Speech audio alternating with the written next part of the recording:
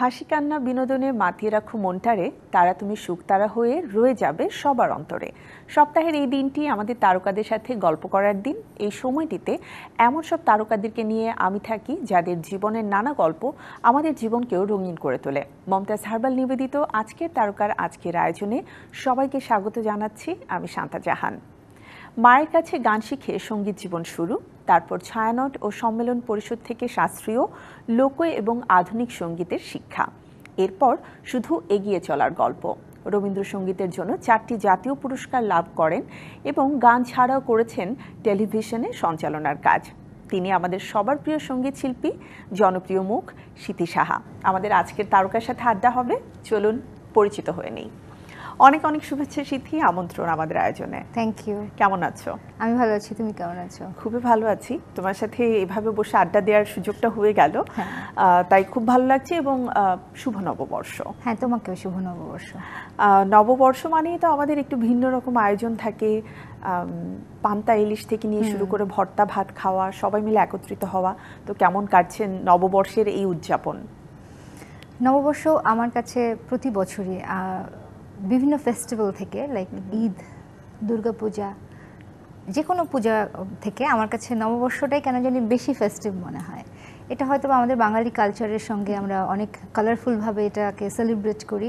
এবং আমাদের হিন্দু ধর্মে নববর্ষের দিন কিন্তু স্পেশালি বাড়িতে, সবার বাড়িতে পূজা পার্বণ হয় এবং নানান রকমের খাবার দাবার, যেটা বলছিলে যে পান্তা ভাত তো থাকেই, সকালবেলা দেখা যায় যে পান্তা ভাত, বিভিন্ন রকমের ভর্তা। কিন্তু আমার কাছে নববর্ষ এখন থেকে আমার ছোটবেলার নববর্ষটা আমি অনেক মিস করি, টু বি অনেস্ট। ওই সময়টা আসলে আমাদের অন্যরকম একটা আনন্দ মানে মনের মধ্যে থাকে। তো এটা একটা ফ্যাক্ট। আরেকটা আমার যেমন প্রত্যেক নববর্ষে যেটা হতো ছোটবেলায়, আমি ঘুম থেকে ওঠার আগে আমার বাবা মা মর্নিং ওয়াকে যেতেন, গিয়ে এতগুলো করে টগর ফুল, চেনো? হ্যাঁ, টগর ফুল এতগুলো করে এনে আমাকে বিছানায় দিত এবং সেটা দিয়ে আমার দিন শুরু হতো। আর আগের দিন রাতে মা বলে রাখতো, আমাদের একটা এরকম ট্রেন্ড আছে যে বছরের শুরুর দিন আজকে যা যা করবি সারা বছর তাই হবে। এটা খুব মজা হতো। সকালে উঠে যেন হারমোনিয়াম নিয়ে বসার কথা, রেয়াজ করার কথা বলতে না হয়, পড়তে বসার কথা যেন বলতে না হয়, সবই একটু একটু করে করতে হবে কালকে। ছোটবেলাটা নববর্ষ ইন্টারেস্টিং ছিল। এবং এই যে এখন বললে যে সব উৎসবের চাইতে এই দিনটাকে তোমার কাছে বেশি স্পেশাল মনে হয়, কারণ এই একটা দিন যে দিনটাতে আমরা বাঙালিরা ধর্ম, বর্ণ, সকল কিছুকে ছাপিয়ে আমরা আসলে একত্রিত হই। তো এবারের বৈশাখ তো তোমার জন্য আরো স্পেশাল, কারণ তোমার নতুন আরেকটি গান আসছে এবং যে গানটিতে আমরা স্মৃতিকে একটু ডিফারেন্ট ভাবে দেখতে পাচ্ছি, তাই না? এটা আমি আর আমাদের সিলেটি কানাডিয়ান একজন শিল্পী মাস্টার ডি নামেই তাকে সবাই চেনে, রাইট। এবং বেশ কিছু জনপ্রিয় গান তার রয়েছে। মাস্টারের ভালো নাম কিন্তু সুবীর। আচ্ছা। সো এটা ওর মাস্টার ডি সুর সঙ্গীত আয়োজনে গানটা আমরা দুজন করেছি, গানটাতে পারফর্মও করেছি আমরা দুজন। সো এটা একটা হিপ হপ গান। প্রথমবারের মতো আমাকে আমার দর্শকরা এরকম একটা গানে দেখবে। সবসময় মানে যেহেতু রবীন্দ্রসঙ্গীত দিয়ে শুরু, আমার মনে হয় খুবই সফট মেলোডিয়াস গানই আমরা সবসময় দেখতে পেয়েছি সিথিকে। হ্যাঁ, বাট এই গানটা নিয়ে যতটুকু আমি গল্প জানি, গানটা অনেক দিন আগে প্রিপেয়ার করা হয়েছে এবং তোমরা যে মিউজিক ভিডিওটা করেছো সেটাও বেশ কিছুদিন আগের। সো সেই গল্পটা একটু শুনতে চাই। ইন্টারেস্টিং ব্যাপার যেটা হলো, এই গানটা আমরা শুট করেছি 2023 সালে। আচ্ছা। when I was like 4 months pregnant. ওকে। তো গানটা রিলিজ করতে দেরি হয়ে গেল, নানা রকম থাকে, আমাদের স্পন্সর পাওয়া যাচ্ছিল না বা কিছু এরকম সব কিছু মিলে গানটা রিলিজ করতে দেরি হলো। আর সেটা আমি আসলে এটা সবাইকেই বলতে চাই, আমরা বাঙালিদের মধ্যে স্পেশালি আমাদের একটা এরকম ট্যাবু রয়েছে যে একটা ওমেন যখন when she is pregnant তখন কাজ কম করতে হয়, কাজ করে না, বাইরে যাবে না, এটা সেটা। আমি কিন্তু আমার এই গানটা যেটা বলছিলাম যে আমার একদম 4 মাসের যখন আমি প্রেগনেন্ট ছিলাম তখন এই গানটা শুট করেছি। গানটা দেখলেই সবাই বুঝবে আমার একটু টামিটা ভিজিবল আছে হালকা। আর এই তো এটা আমার কাছে বেশ একটা ইন্টারেস্টিং লেগেছে।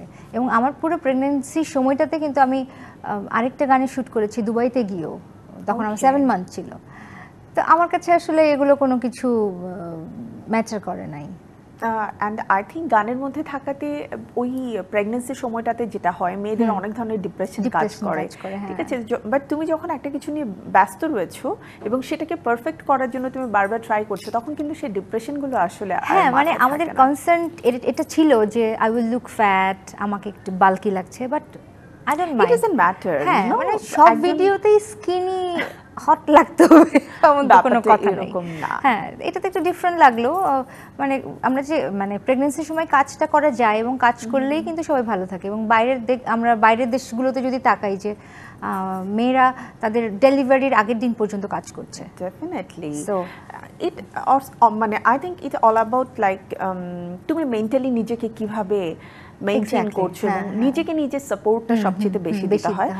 আরেকটা বিষয় আমি তাহলে সিধি তোমার কাছ থেকে জানতে চাই, যদিও আমরা খুব উৎসব আয়োজনে গানের কথাই শুনছিলাম, তোমার লাইফের আরো একটা ক্রুশিয়াল মোমেন্ট আছে যে সময়টাকে তুমি ওভারকাম করেছো এবং আলহামদুলিল্লাহ you are doing very good. So সেই সময়টার কথা বলবে যে একটা মানুষের শরীরে ক্যান্সার বাসা বেঁধেছে, এটা জানার পর থেকেই তো সেই মানুষটা মানসিকভাবে অনেক বেশি বিপর্যস্ত হয়ে যায়। হ্যাঁ আমি প্রথমে ইনিশিয়ালি গিয়েছিলাম, এটা 2022 এর কথা, আমার প্রথম ধরা পড়লো, আমি কাউকেই বলি নাই এটা নিয়ে, অনেক সবাই লেখালেখি করেছে, কথাবার্তা বলেছে, আমি আমার বাবা মার সঙ্গে শেয়ার করি নাই, কারণ আমি বাবা মার একটাই মেয়ে, দেখা যেত যে তারা বেশি প্যানিক হয়ে যেত এবং তাদের প্যানিকের জন্য আমি আরো বেশি মানে মানসিকভাবে আমি দুর্বল হয়ে যেতাম। তো এটা প্রথমে যেদিন শুনেছি সেদিন আসলে আমার কাছে কেমন যে লেগেছে আমি এটা বলে বোঝাতে পারবো না। আমার কাছে মনে হয়েছে আমার জীবনটা শেষ, মানে দিন ফুরিয়ে এসেছে। এরকম ক্যান্সার যতই এটা প্রিলিমিনারি স্টেজ হোক আর যেটাই হোক, ক্যান্সার মানেই তো একটা আমরা যেটা বলি একটা নীরব ঘাতক। তো ডিফিকাল্ট ছিল ডেফিনেটলি। বারবার সিঙ্গাপুরে গিয়েছি একা একা, গিয়ে ট্রিটমেন্ট একা একা করেছি। সো মেন্টালি খুব একটা প্রেশার, মেন্টাল প্রেশারটাই সব থেকে বড় প্রেশার ছিল। ফিজিক্যাল কোনো কষ্ট ওটা আমার কাছে কষ্ট না, মেন্টাল প্রেশারটাই। এবং সবচেয়ে বড় ব্যাপার তুমি একা একা বিষয়টাকে ডিল করেছো, so it was totally like অনেক সময় মেন্টাল সাপোর্ট অনেক দরকার হয়, সো একা একা ডিল করার ব্যাপারটা বুঝতে পারি। অ্যান্ড আই থিঙ্ক যারা এই মুহূর্তে আমাদেরকে শুনছেন তারা বুঝতে পারছেন যে আমি সবসময় বলি যে আপনি আপনার নিজের জন্য সবচেয়ে বড় সাপোর্ট। তো তেমন একটা গল্প আমরা শুনলাম। যাই হোক, এই গল্প নিয়ে পরবর্তীতে কোনো একদিন আমি অনেক বিশদভাবে তোমার সাথে আলোচনা করবো, কিন্তু এবার একটু গান নিয়ে যেহেতু আমরা শুরু করেছি, গান শুনতে চাই তোমার। কাটাকুটি তোমার নাম, বাতাসে গুঞ্জরণ, মেঘে মেঘে পাঠিয়ে দিলাম চিঠি পত্রে মন।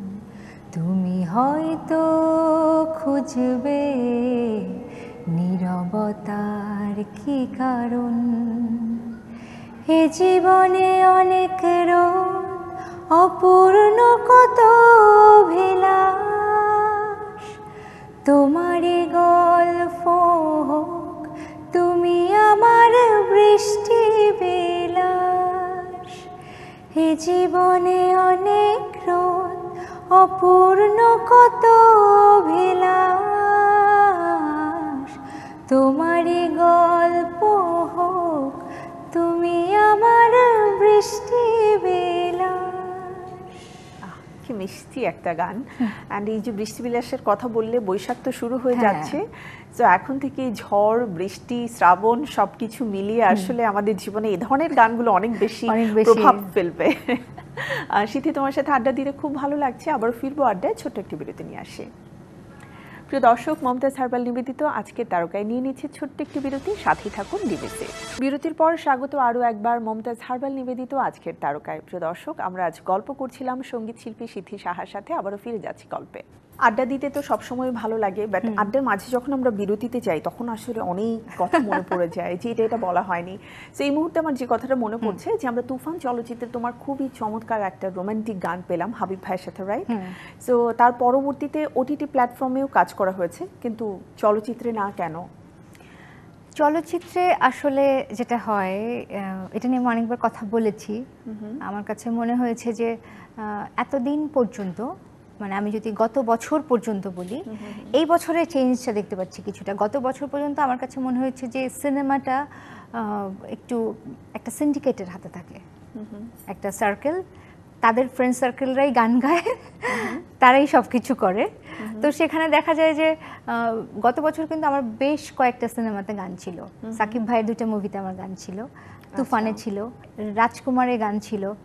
কিন্তু 2টা গানের একটাও কিন্তু রাজকুমারের গানটা যেমন অনেকে জানেই না যেটা আমি গিয়েছিলাম, ওটা আমি আর রেহান রসুল একটা গান গিয়েছিলাম, ওটাও সাজিদ ভাইয়ের কথা ছিল। রাইট, এন্ড ওটাও খুবই মেলোডিয়াস একটা গান ছিল। হ্যাঁ, এবং সেটা খুব একটা চোখে আসে নাই, সেটা লিরিক্যাল ভিডিও ছাড়া হয়েছে পরে। ইটস সো ফানি, একটা সিনেমার গান লিরিক্যাল ভিডিও ছাড়া হয়। তো আমার কাছে মনে হয়েছে যে সিনেমাটা আমি এই জন্য চেষ্টা করে আসলে যেমন রিকোয়েস্ট করে করে করে করে এটা আমার পছন্দ না আসলে। মানে আমার কাছে মনে হচ্ছে আমার টাইম তো আসবে আসলে একটা সময়, যে সময়টাতে আসলে সবাই আমাকে এমনি ডাকবে গান করতে। ডেফিনেটলি, এবং সেটা তো তুমি অলরেডি প্রুভ করে ফেলেছো তোমার ক্যারিয়ারের শুরু থেকে। কিন্তু আমি যে ব্যাপারটা আসলে স্পেসিফিক্যালি জানতে চাই, এই যে সিন্ডিকেট প্রথা, মানে এই সিন্ডিকেট প্রথাটা ভাঙার জন্য তোমরা কেন কাজ করছো না? এটা আসলে আমাদের কিছু কাজ করার নাই। তুমি দেখো একটা জিনিস, যারা গান করছে, প্লেব্যাক করছে, যাদের গান অনেক হিট, তাদের থেকে অনেক বেটার গায়, অনেক ভালো গায়ক সিঙ্গাররা আছে, কিন্তু ডেফিনেটলি তারা আছে, কোনো চান্সই পায় না। রাইট। আমরা নাটকে একটু কিছু প্রিয় মুখ, প্রিয় কণ্ঠ শুনতে পাই, এর বাইরেও অনেক আর্টিস্ট আছে যারা ভীষণ প্রতিভাবান, ভীষণ সুন্দর গান গায়। ইভেন যারা ভীষণ লাইমলাইটে আছে তাদের থেকে অনেক 1000 টাইম বেটার গান গায়, তারা সুযোগটা পাচ্ছে না। সুযোগ পাচ্ছে কারা? এবং এই কারণে কি মাঝে মাঝে মনে হয় যে মানে সুরের যে একটা ভিন্নতা আছে, কণ্ঠের যে একটা ভিন্নতা আছে, সেটাও আমরা কম পাচ্ছি? সেটা তো হ্যাঁ, একঘেয়েমি হয়ে যাচ্ছে। তুমি দেখো সিনেমাতে ঘুরে মানে আমি কারো নাম বলবো না, মানে ঘুরে ফিরে একই জুটির গান, ঘুরে ঘুরে একই আর্টিস্টের গান। তুমি যদি ইন্ডিয়াতে দেখো একটা সিনেমাতে 5টা গান হলে 5টা গান কিন্তু 5 জন আর্টিস্ট গায়। অথচ বাংলাদেশে সেই ট্রেন্ডটা হয় নাই, বা হচ্ছে ইদানিং। প্রডিউসাররা বা ডিরেক্টররা এখন বোধহয় একটু সোচ্চার হচ্ছে বা সতর্কতা অবলম্বন করছে। এবং বম্বেতে বা ইন্ডিয়াতে তুমি যেখানেই দেখো যে একটা সিনেমায় 5টা গান থাকলে ওরা কিন্তু 5টা গানকে সমানভাবে প্রমোট করে। তো এরকম না যে আমার বান্ধবী একটা গান গেয়েছে সিনেমার মেইন গানটা, আমি সেটাই প্রমোট করব। It's not like this. তো এটা মনে হয় আমাদের বাংলাদেশে এটা খুব ট্রেন্ডটা ছিল। আমার কাছে মনে হচ্ছে এখন কিছুদিন এইবার যে ফিল্মগুলো বের হলো, এইবার ফিল্মগুলোতে আমি দেখেছি যে পরিবর্তন দেখতে পাচ্ছি। হ্যাঁ, খুব ভালো ভালো লেগেছে আমার কাছে। আসলে এটাই তো হওয়া উচিত, যে প্রত্যেকটা গানকেই প্রমোট করা উচিত, এবং প্রত্যেকটা গানের কিন্তু আলাদা আলাদা আসলে আমি বলবো আবেদন রয়েছে। আর আমাদের একটা প্রবলেম কি বলতো, আমরা নিজেদের জায়গাটা ছাড়তে প্রস্তুত না, অথবা নিজেরা ভীত যে আমার জায়গাটা অন্য কেউ নিয়ে নেবে। এটা একজন আর্টিস্ট হিসেবে এই ভীতিনেসটা থাকতেই পারে, ভীতিনেস সরি, এটা থাকতেই পারে। কিন্তু এই যে আমি ওর গানটা বাদ দিয়ে আমি জোর করে গিয়ে ওই গানটা গাইবো, এটা কিন্তু it's a very bad practice.